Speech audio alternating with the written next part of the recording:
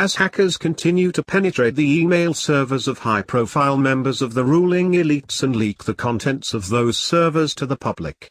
More and more is becoming known about the actions and mindsets of the people who are in prominent positions of influence.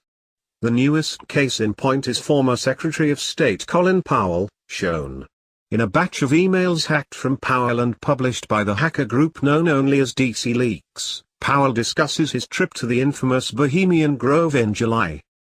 Bohemian Grove, which has been widely reported on and speculated about, is one of several secretive meetings for the powerful and influential, similar to the Bilderberg Group but with added elements of occultism and binge drinking. In a 2011 expose, The Washington Post referred to the Bohemian Grove meeting, which is named after the 2,700-acre Monte Rio, California, campground where it is held each year, as the place where the rich and powerful go to misbehave, and said, "Every July, some of the richest and most powerful men in the world gather at a 2,700-acre campground in Monte Rio, California, for 2 weeks of heavy drinking, super-secret talks, druid worship." The group insists they are simply revering the redwoods, and other rituals.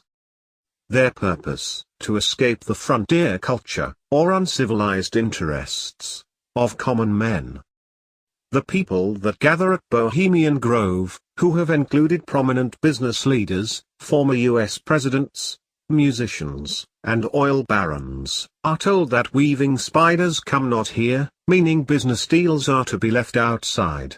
One exception was in 1942, when a planning for the Manhattan Project took place at the Grove, leading to the creation of the atom bomb. The Post article quoted from a piece written by Philip Weiss for Spy magazine in 1989. After Weiss infiltrated the meeting, which at that time had a membership of several thousand and a waiting list 33 years long, he wrote, "You know you are inside the Bohemian Grove when you come down a trail in the woods and hear piano music from amid a group of tents and then round a bend to see a man with a beer in one hand, urinating into the bushes. This is the most gloried-in ritual of the encampment, the freedom of powerful men to pee wherever they like, a right the club has invoked when trying to fight government anti-sex discrimination efforts and one curtailed only when it comes to a few popular redwoods just outside the dining circle." The Post also included a link to a video shot in 2000 by Texas filmmaker and conspiracy exposer Alex Jones that shows some of the occultism practiced by the assembled ruling elites when, presumably, they are not busy urinating in front of each other to demonstrate their freedom.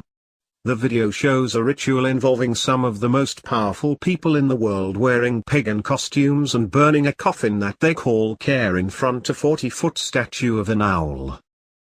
Good luck getting the picture out of your head of a dignified former Secretary of State in the company of rich and powerful personages who binge drink, urinate in front of their pals, and pay obeisance to an owl god.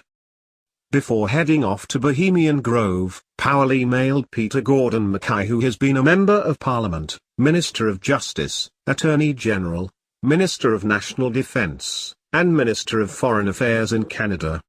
In that email, Powell wrote, "I am racing out of town to the California Redwoods for the weekend." In a not very veiled reference to the strong sense of secrecy surrounding the meeting, he added, "No phones, email or even Kindles." Upon his return from the weekend featuring decadent, if not demonic, revelry, Powell emailed Mackay to let him know he was back and tell him a little about the weekend. In that email, dated July 24, 2016, Powell told his friend that he had spent some time at the meeting with another of Canada's former prime ministers, Stephen Harper. Powell also wrote that, amidst all of the bizarre goings-on, he thought that the fact that many there would be voting for a third-party candidate instead of either Clinton or Trump was strange doings. Powell wrote, "I am back from the Bohemian Grove. Surprise, surprise, I sat next to Stephen Harper a couple of times and had a nice discussion. Grove attendees know that Trump is a disaster. Most will vote against, but quite a few will not vote for Hillary and will vote for a third-party candidate. Strange doings down here." Otherwise all is well with the Powells. We'll sneak away for a few days in August. Of course I'd love to see you. Let me know your dates. I told Stephen that you seemed quite content in your new place in life. It is strange indeed that a man attending a pagan festival with some of the most powerful, influential people in the world, in a setting where they behave like immature frat boys or worse, would think the only strange thing he heard or saw worth repeating to his friend was that people would not vote for either of the two major party candidates and that most of them reject Trump. Of course, reading between the lines, Trump could not have a stronger endorsement in the eyes of many than to have the very inner circle of the establishment say that they reject him as a disaster. Strange doings, indeed.